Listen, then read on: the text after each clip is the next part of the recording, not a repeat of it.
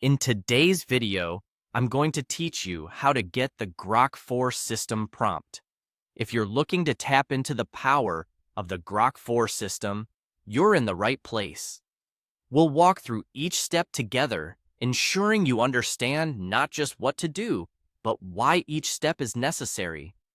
First, fire up your web browser and go to Google.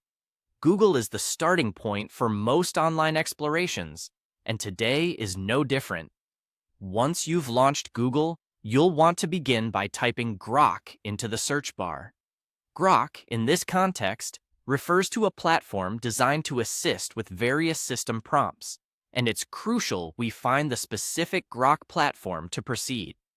After typing Grok, hit that search button. Your goal here is to identify the official Grok website from the search results. Typically, it should appear at the top or close to it, thanks to Google's ranking system for relevance and domain authority. When you spot the Grok website in the results, click on it. It should redirect you straight to their platform where we'll conduct the next steps. Once you're on the Grok website, you'll soon find a feature that allows you to make a prompt. This feature is what we're here for. These prompts are essentially commands or setups that can help to initiate various actions within the Grok system. What you're looking to do is to put the specific system prompt into the conversation interface on Grok. If you're unfamiliar with what exactly this system prompt is, think of it as the set of instructions that direct the Grok system to execute particular tasks or functions.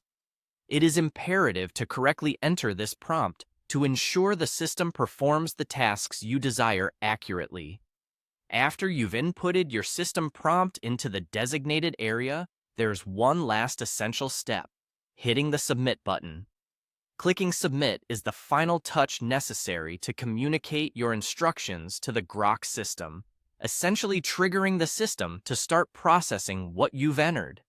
It's a good habit to double-check everything before you hit Submit to make sure there are no errors in your prompt text, since any deviation might impact the system's response or action.